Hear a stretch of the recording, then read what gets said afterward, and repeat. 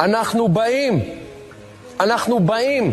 אנחנו באים לעזה, אנחנו באים ללבנון, אנחנו נבוא לאיראן, אנחנו נבוא לכל מקום. תביאו בחשבון כמה אנחנו הולכים להרוג מכם, וכמה אנחנו הולכים לבצע בכם על כל אחד מ-1,300 האנשים שרצחתם, שדדתם. לא ראיתם מספרים כאלה בדברי ימי האומה הערבית. אני מעדכן אתכם שזה בא.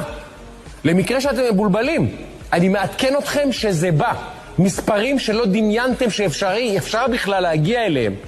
ואנחנו מוכנים להיכנס לבידוד בינלאומי, ומוכנים לריב עם ארצות הברית, ומוכנים לריב עם כל העולם ואחותו. כמה שנצטרך עד שכולכם, כולל כל התומכים שלכם, תעלו לפגוש את אללה, אנחנו נהרוג.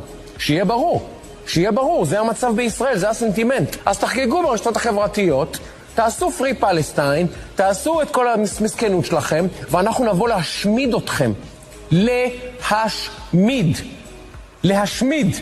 תעבירו את זה, תריצו את הסרטון הזה, שיראו כל החברים שלכם.